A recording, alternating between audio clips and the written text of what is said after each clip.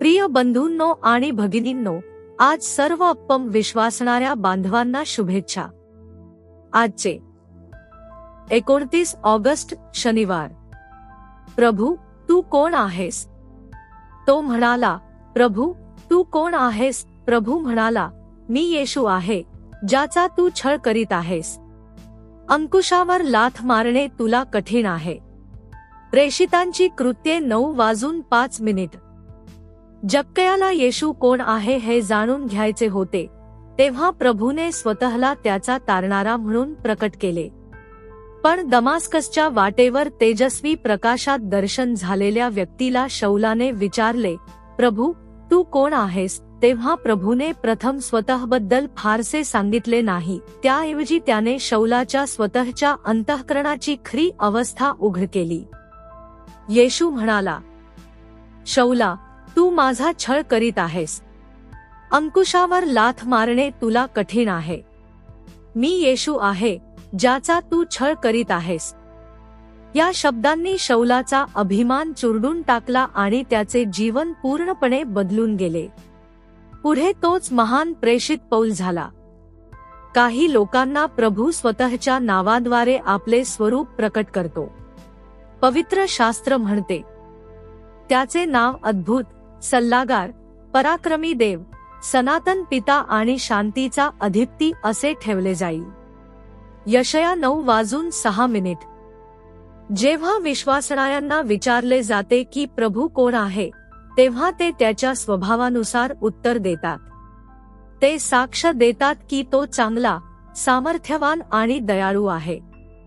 जसे आपण प्रभूच्या अधिक जवळ जातो, तसे आपले अंतःकरण कृतज्ञतेने भरून जाते आणि आपण पुन्हा पुन्हा म्हणतो, परमेश्वर चांगला आहे।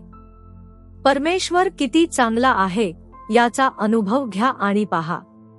स्तोत्रसंहिता 34:8।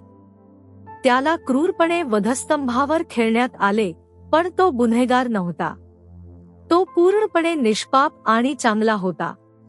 तरी आपल्या पापांसाठी त्याने स्वतःला बलिदान म्हणून अर्पण केले।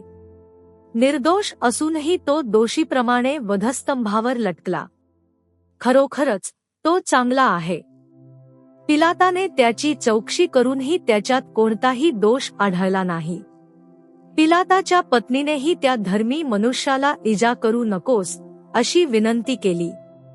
खरोखरच तो चांगला आहे। दुसरे म्हणजे प्रभू केवळ चांगलाच नाही, तर सर्वशक्तिमान आहे। मी सर्वशक्तिमान देव आहे। उत्पत्ती संध्याकाळी 5:01। त्याच्यासाठी काहीही अशक्य नाही। संपूर्ण सृष्टी त्याच्या अमर्याद सामर्थ्याची साक्ष देते।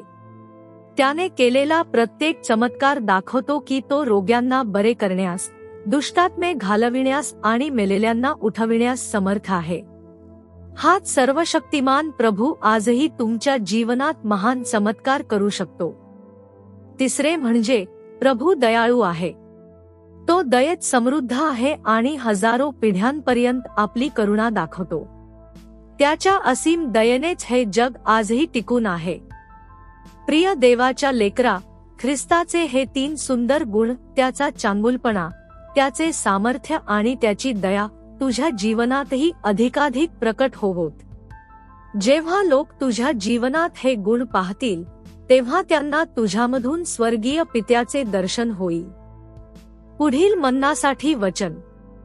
परमेश्वर देव, दयाळू व कृपाळू, सहनशील, विपुल प्रेम व सत्य असलेला। निर्गम 34:6। आजचे बायबल वाचन। सकाळी स्तोत्रसंहिता 126, 127, 128। सायंकाळी 1 करिंथकर 10:19-33।